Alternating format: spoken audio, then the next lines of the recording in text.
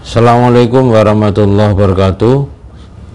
Pada kesempatan kali ini saya akan menjelaskan tentang suhu. Saya harapkan anak-anakku semua setelah melihat video ini kalian memahami tentang apa itu suhu, kemudian macam-macam alat ukur yang dapat digunakan untuk mengukur suhu. Anak-anak semua yang berbahagia, sebelum kalian belajar ini, mari kita berdoa dulu. Semoga apa yang saya sampaikan bisa bermanfaat bagi kalian. Berdoa dipersilahkan. Anak-anakku semua, sering kita mendengarkan tentang suhu atau perakiraan cuaca yang ada di Indonesia, dan di situ antara lain menunjukkan temperatur suatu daerah. Di sini di Jawa Timur pada hari Jumat, di sini temperaturnya terekam yaitu 20 derajat Celcius. Kelembapan, kemudian angin, kecepatan angin, dan seterusnya. Nah, yang dimaksud suhu itu apa sih sebenarnya? Suhu itu merupakan ukuran atau derajat panas dingin suatu benda. Nah, suhu termasuk besaran apa? Suhu termasuk besaran pokok. Kemarin kita sudah bahas di bab pertama bahwa besaran pokok itu ada 7, antara lain adalah suhu dan satuan SI yaitu Kelvin atau disingkat dengan huruf K.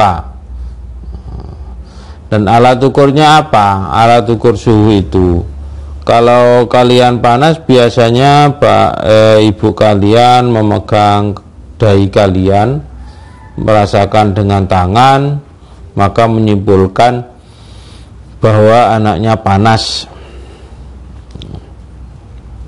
Nah, apakah tangan bisa untuk mengukur suhu? Tangan bukan alat ukur suhu. Namun bapak ibu kita bisa merasakan karena suhunya beda dengan suhu tubuhnya.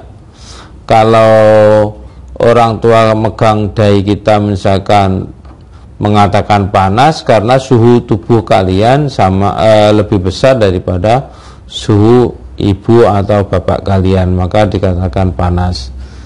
Dan demikian juga kalian kalau misalkan megang es, maka kalian pasti mengatakan es itu yang kamu pegang adalah dingin.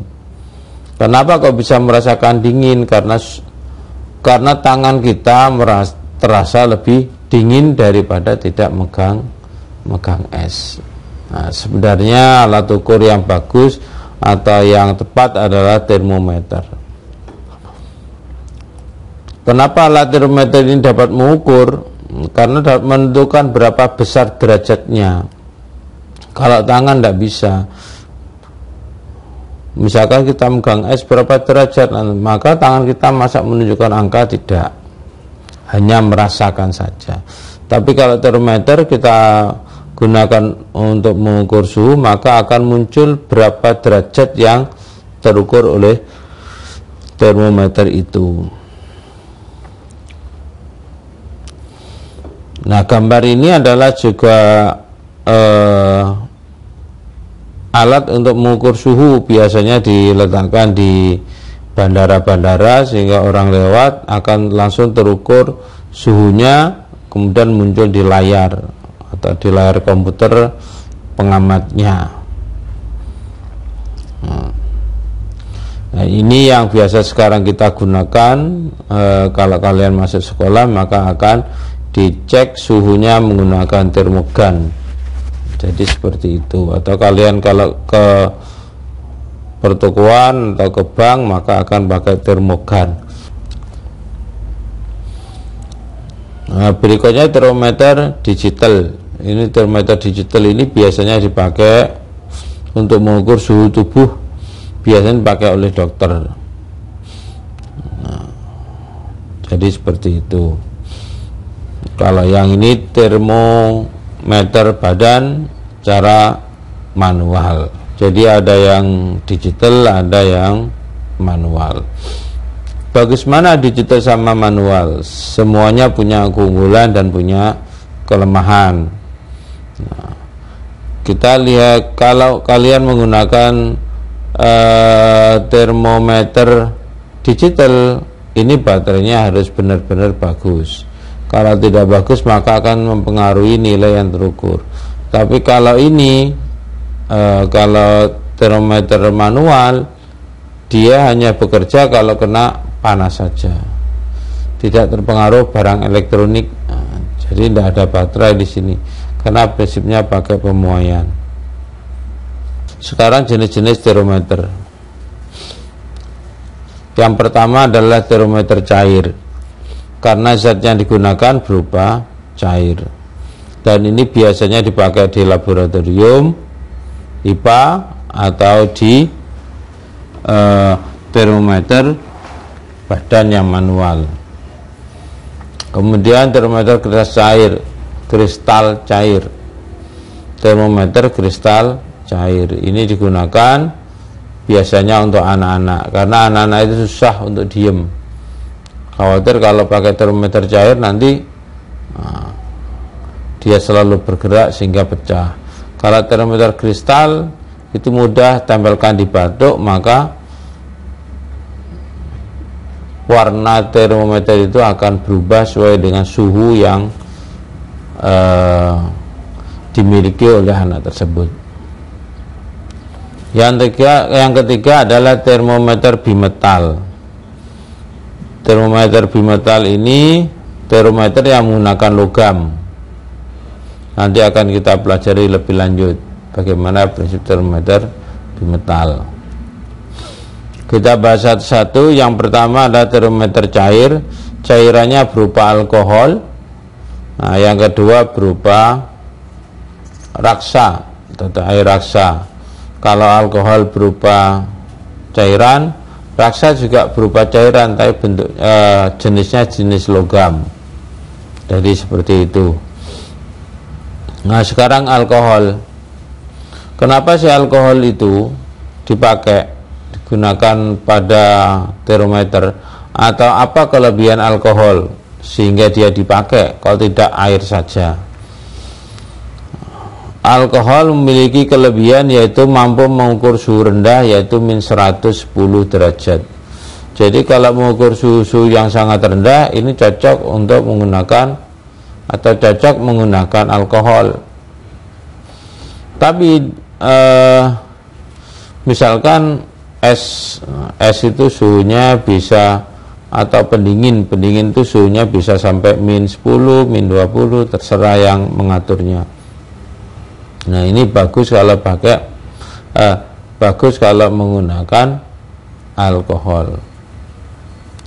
Yang kedua, harganya cukup murah. Berikutnya kekurangan alkohol. Yang pertama tidak berwarna, jadi jernih seperti air. Tadi contoh termometer ini yang warna merah, ini adalah cairan alkohol yang dikasih warna.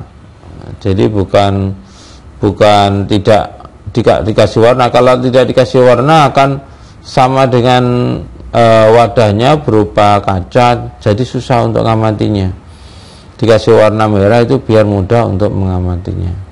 Kemudian yang kedua adalah membasahi dinding. Jadi dinding yang dilewati oleh alkohol akan basah. Jadi seperti itu. Kelebihan raksa, mampu mengukur suhu tinggi. Kalau raksa bisa mengukur sampai 350 derajat. Kalau alkohol tadi mampu mengukur suhu rendah tapi tidak mampu mengukur suhu tinggi. Jadi kalau kelebihan raksa ini adalah mampu mengukur suhu tinggi sampai 350 derajat. Kemudian tidak membasahi dinding. Nah, coba diperhatikan ini. Alkohol itu kalau ditaruh di tempat datar atau di kaca, maka kacanya tidak basah, dan daya ikat atom yang sejenisnya ikatan raksanya kuat sehingga dia tidak mudah nempel di tempatnya. Ini dituangkan habis semua, tadinya di dalam sini. Nah, jadi seperti itu. Pemuaiannya teratur, ini cocok untuk termometer badan karena diamati secara cepat oleh dokter untuk menyimpulkan atau untuk mengetahui suhu badan pasiennya. Nah, dia punya kelebihan tapi juga punya kekurangan. Antara lain adalah yang pertama mahal, yang kedua beracun. Dan ini tidak ada di apotek sini, tidak ada, ya harus di toko kimia.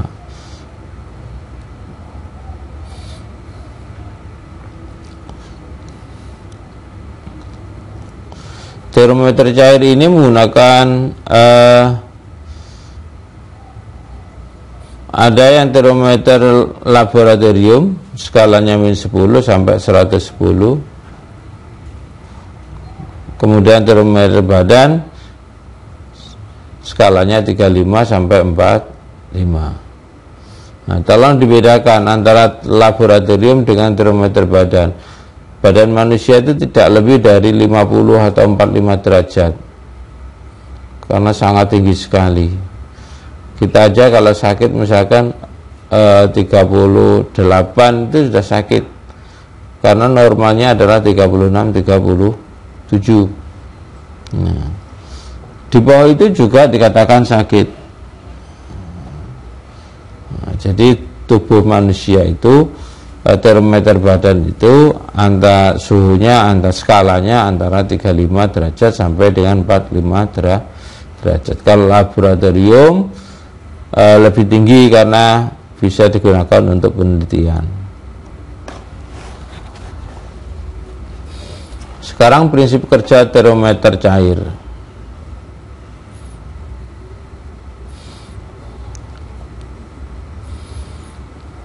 Nah, termometer cair itu nanti ketika digunakan untuk mengukur suhu, maka bendanya atau termometernya ditempelkan ke benda, yaitu ujung yang warna merah. Warna merah ini adalah tandon cairan termometer. Ketika di sini kena panas, maka dia akan memuai atau volumenya bertambah banyak. Kalau volumenya bertambah banyak, maka dia akan bergeser ke arah sana sampai menuju skala yang ditunjuk cairan itu. Kalau misalkan ini menunjukkan angka 30, maka suhunya adalah 30.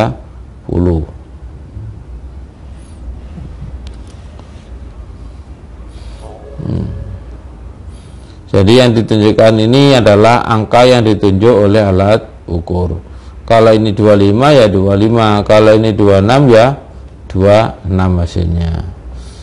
Nah, hasil pemuaiannya adalah yang bergerak ke atas ini, nanti sampai di ujung sana kalau suhunya tinggi.